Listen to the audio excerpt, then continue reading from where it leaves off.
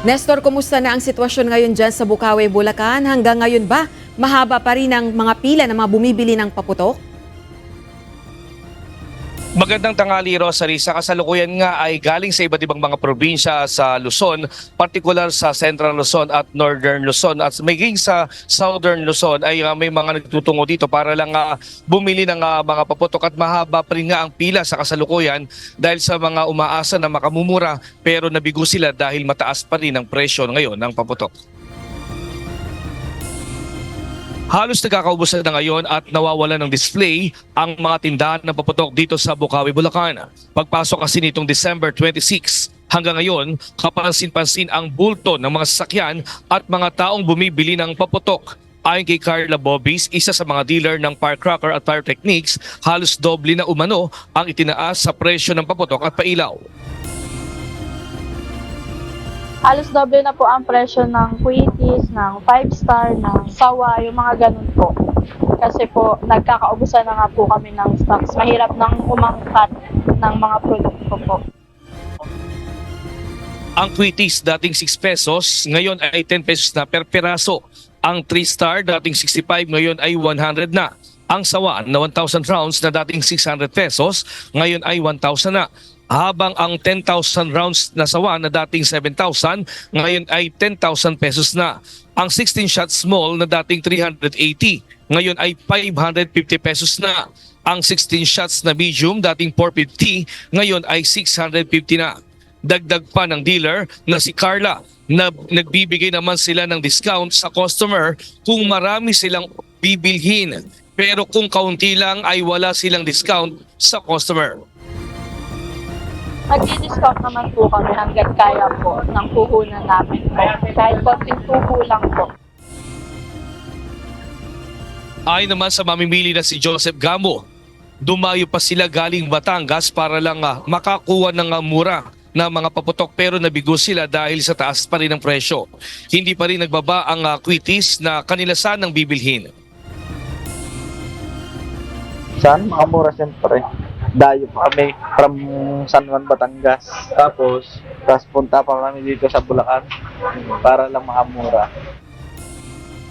Sa ngayon ay wala pang nakukuha na bagong mga stocks ang mga dealer ng paputok dahil hindi pa nakumpleto ang mga kemikal na kanilang gagamitin na partikular itong mga gumagawa ng mga paputok. Hindi na nakapagsusupply ang mga manufacturer na sinabayan pa ito na kanina ng tuloy-tuloy nga na pag-ulan.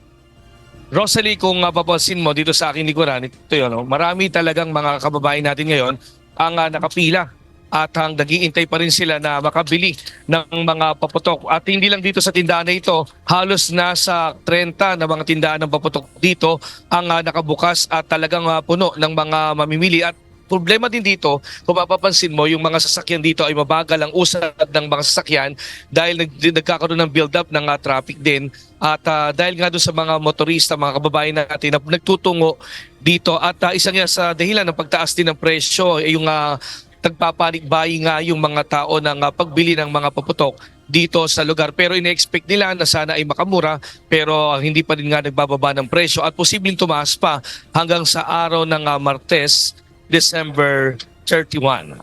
At yan mo tayo latest live mula dito sa Bukawi, Bulacan. Balik sa iyo. Rosalie? O Nestor, yung mga dumadayo pa dyan sa Bukawi para bumili ng mga paputok at fireworks display. Kasi syempre, iba't ibang lokal na pamahalaan yung nagpapatupad ng designated areas lang sa kanilang mga komunidad kung saan pwedeng gumamit ng mga paputok at ng mga fireworks. Yung mga bumibili ba dyan, mga residente lang or bumibili sila ng paputok para sa mga designated areas sa mga komunidad? Depende yon sa mga customer din dito sa mga bumibili ng paputok. Merong mga, kasi dito particular sa Malolos, Bulacan na meron silang ordinansa na may mga lugar, mga barangay na nasa kanila kung saan sila magkakaroon ng designated area, kung saan magkakaroon ng fireworks ng magpapaputok. Pero yung ibang mga congestion o mga dikit-dikit ang mga bahay, pinapayo na huwag magpaputok doon sa mga lugar na yun dahil delikado. Maliban na kung sa mga maluluwag na mga residential area, mas maganda na doon sila mga magpaputok. At isa pa nga din sa binabanggit din dito, yung mga bumibili, sisiguraduhin dapat nila na yung kanilang bibilhin dito ay accredited nga ng mayroong PS mark o Filipino Standard na license ng DTI. At pagka sila ay bumili dito sa mga yung mga naglalakad lang o nag-aalok, ay delikado 'yun dahil hindi 'yun accredited ng LGUs. At paalala rin sa hindi lang dito sa Bukawi pati sa iba't ibang mga lugar dito sa Bulacan na sana ay mas maganda kung magpapaputok sila ay mas maganda nga magkaroon ng designated area na kung saan ay isang lugar lang sana sa mga barangay. Depende ito kung ito ay patutupad ng LGUs doon sa kanilang mga lugar. Rosalie. O Nestor, ibig bang sabihin yung mga mas nakararaming dumadayo ng Bukawi para bumili ng paputok para sa kanilang sariling consumption, para sa kanilang pamilya at hindi para sa mga community fireworks display na designated ng mga lokal na pamahalaan? Ayun, tama ka doon, Rosalie. Karamihan ay para sa pamilya yung kanilang mga binibili at hindi sa community fireworks. At talaga namang galing pa sila sa iba't ibang mga probinsya na yung iba nga ay talagang gumagastos pa ng nasa 30,000 pesos. Makabili lang. Medyo mataas din ang halaga nun, pero nasa kanila rin yun. Pero kung makapagtitipid nga at makabumura, ay yun lang, hindi doon lang sila mabibigo dahil hindi nga talaga pwede magkano ng murang halaga ngayon dahil patuloy pa itong tataas. Alright, maraming salamat Nestor Torres, nag-ulat ng live mula sa Bukawi, Bulacan.